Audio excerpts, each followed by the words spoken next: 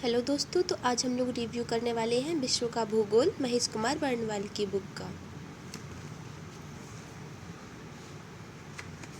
Okay, तो जैसा कि आप देख सकते हैं ये सीरीज़ नंबर 4 है, ठीक। और ये आपके लिए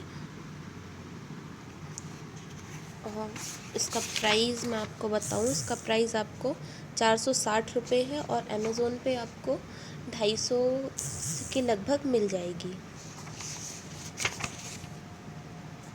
चलिए, तो यहाँ से शुरू होता है हमारा भाग 1, जिसमें आता है सामान्य भूगोल। सामान्य भूगोल के अंतर्गत आता है ब्रह्मांड, सौरमंडल, पृथ्वी की गतियाँ, अक्षांश देशांतर, ठीक है।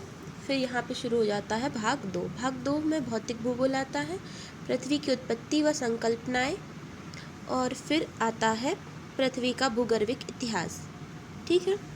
ये देखिए, इसमें बहुत ही अच्छे से एक एक शब्द को और एक एक लाइन को डिटेल में बताया गया है। एक एक चैप्टर के लिए बहुत अच्छे से बताया है इसमें। पृथ्वी की आंतरिक संरचना, ठीक है। ये देखो, ये चट्टान, ये सब कुछ भौतिक भूगोल के अंतर्गत ही है। ये भूकंप, सुनामी, इधर पे देखिए ज्वालामुखी,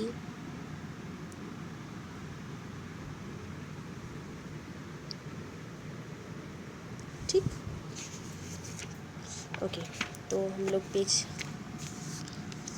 अब यहाँ पे देखिए, ये महासागरीय तरंग व धाराएं, ये वायुमंडल, आर्द्रता, वायु राशि, मिट्टियाँ, और ये बायोम क्षेत्र, पर्यावरण आ गया थोड़ा सा, और जितना भी कुछ। अच्छा, इसमें ये समिट्स वगैरह भी दे रखे हैं कि जो अभी रिसेंटली में हुए हैं या जो बहुत ही ज़्यादा न्यूज़ में रहे, तो उनके बारे में भी थोड़ा सा यहाँ पे डिटेल दिया हुआ है। ये देखो, ठीक है। फिर यहाँ से हमारा शुरू हो जाता है भाग 3, आर्थिक भूगोल, जिसके अंतर्गत आता है कृषि, फिर खाद्यान्न फसलें, मतलब ये कृषि के ही उसमें ही आ जाती हैं, मोटे अनाज, दलहनी, तिलहनी, पेय फसल, रेशेदार फसल, ठीक है।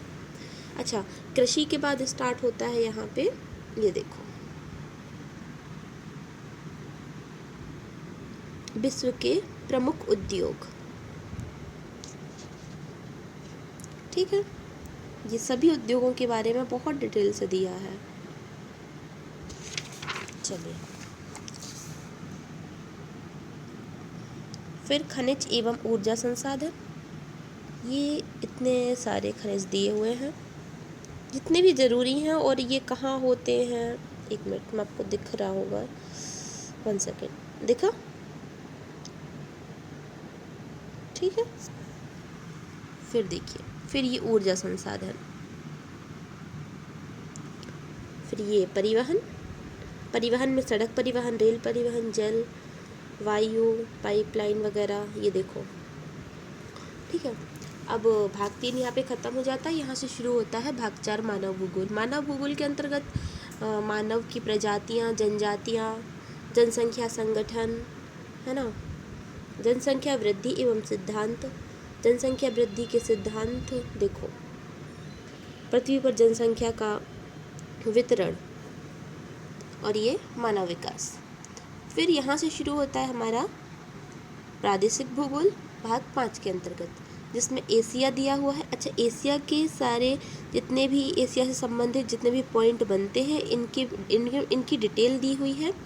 फिर एक एक करके एशिया में जो प्रमुख देश हैं उनके बारे में भी बहुत डिटेल से दिया हुआ है।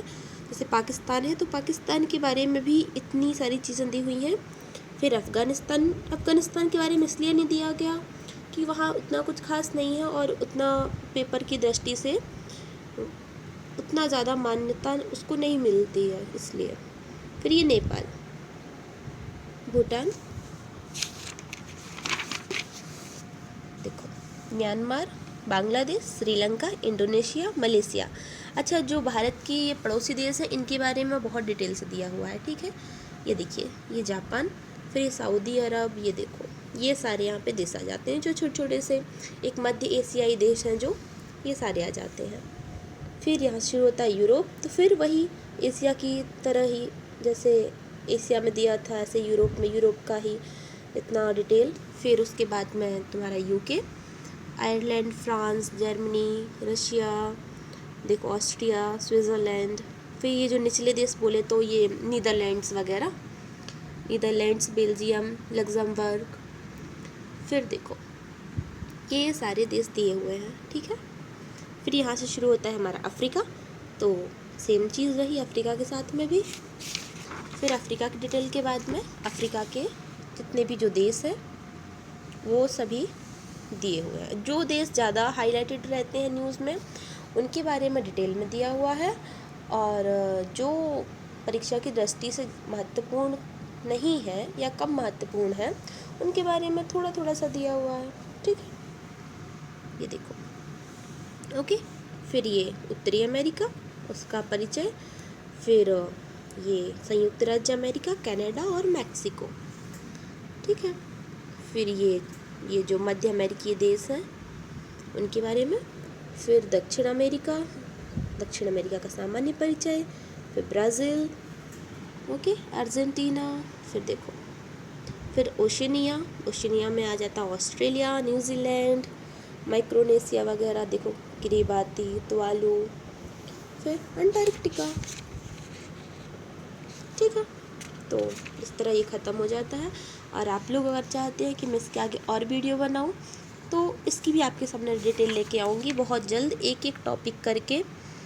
और अगर आप चाहते हैं तो मैं आपको यहाँ से पढ़ा भी सकती हूँ, ठीक है। एक एक चैप्टर वाइज हम इसको पढ़ेंगे और इसके नोट्स प्रिपेयर करेंगे। और मैंने जो नोट्स बना रखे हैं वो भी मैं आपके साथ शेयर करूँगी। कि हिंदी माध्यम के बच्चों के लिए बहुत ही ज़्यादा महत्वपूर्ण हो जाता है, क्योंकि ये जो बुक है ये बहुत हेल्प करती है हिंदी मीडियम वालों के लिए, ठीक है। क्योंकि ज़्यादातर जी.सी. लियोन की बात करें तो जी.सी. लियोन तो हमें उतनी ज़्यादा मिल नहीं पाती है ना, तो वो हिंदी में भी नहीं है और हमें कॉन्सेप्ट उतने ज़्यादा क्लियर नहीं कर पाते हैं हम लोग, तो ये ज़्यादा बेटर है। और महेश कुमार बनवाल तो नाम से ही चलती है ना। ओके, तो फिर मिलते हैं नेक्स्ट वीडियो में, तब तक के लिए बाय।